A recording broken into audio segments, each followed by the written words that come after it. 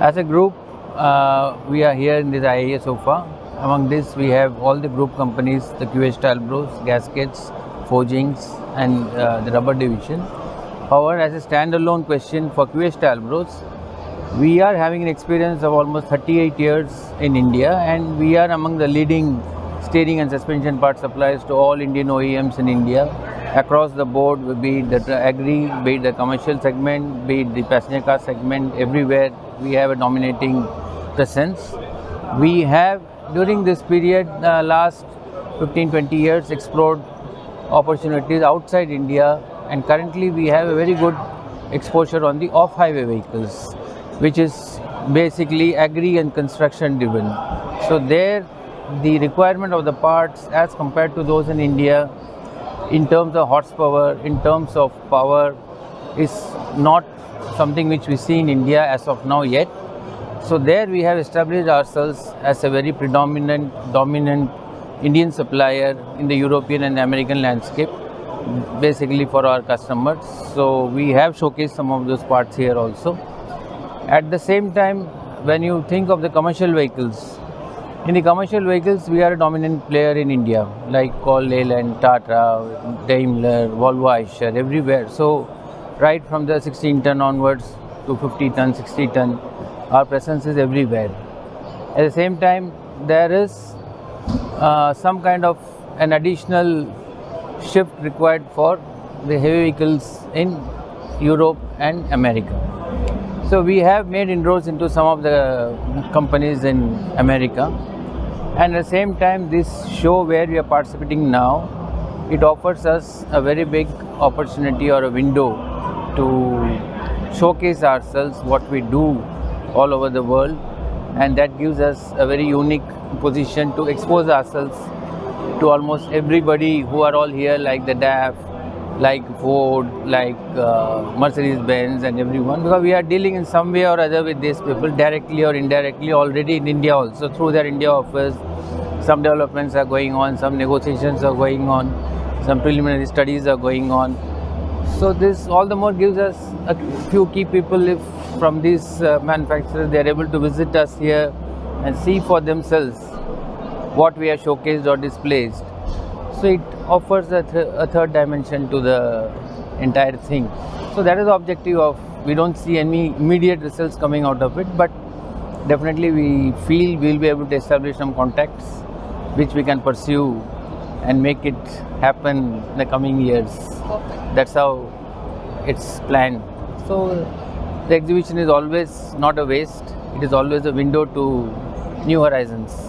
So it's only patience is the name of the game here.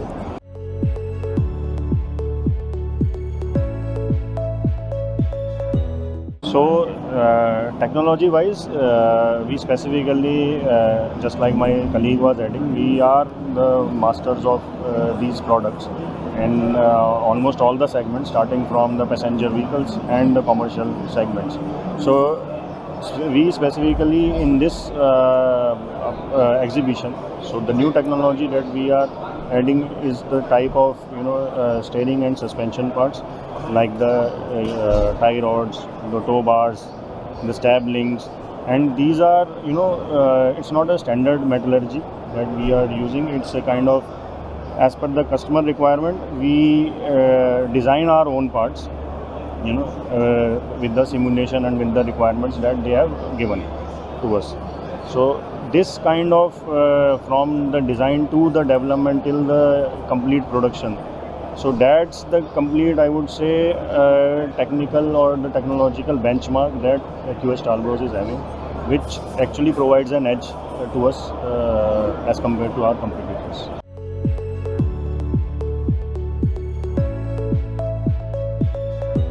Yeah, so I'll just explain this dimension, and it's a very good question, I would say, because we are already supplying one part to a very big European OEM, and almost a similar part inquiry we received from another very big OEM, European OEM, but there was the specific requirement of the material change. So these kind of requirements we keep on receiving, so it actually helps us to basically go in a multi-dimension way, and it The requirement is due to the reduction in the part size to provide more strength, which actually is beneficial for the customer, and it also helps us to basically cross our limits to meet the customer requirements.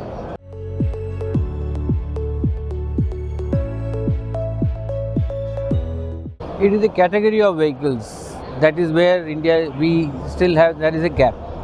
For example, the typical heavy vehicle running in USA and a typical heavy vehicle running in India, there is still a little bit, there has been a lot of gap in terms of tonnage, in terms of technology, in terms of roads, in terms of starting to end usage.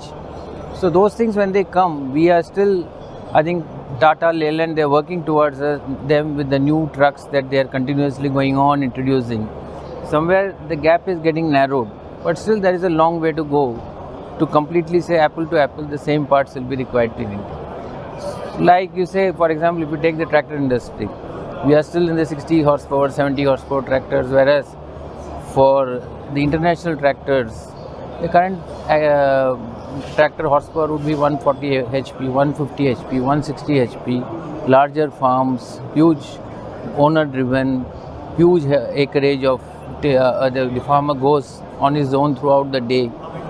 So those kind of gaps exist in all segments. So that's where it will take time to catch up, but ultimately what is happening is, once we are getting exposed to the international level, the learning, the more stringent testing methods, the more stringent customer requirements, all those things are falling back to us to implement in our own domestic industries also.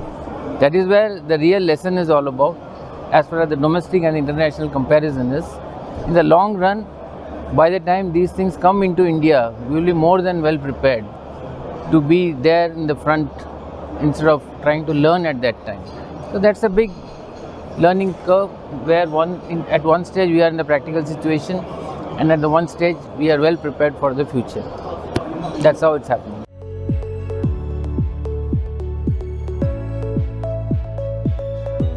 First thing is that these kind of platforms are win-win for both the OEMs, the original equipment manufacturers, and we as a tier ones, because all the relevant stakeholders are there, and what we see that the kind of new technologies or the new products that these OEMs are starting or planning to get into the markets, and on the other hand they also see what kind of technologies the tier ones are they geared up for this kind of product situation. So what we are expecting is a kind of good networking, and maybe some addition to our the current customer base, because sometimes since it's a kind of huge industry, so they might not be having that kind of access directly to us. So what we expect is through this tier one and engagement in this kind of fairs, we get a good networking through the OEMs.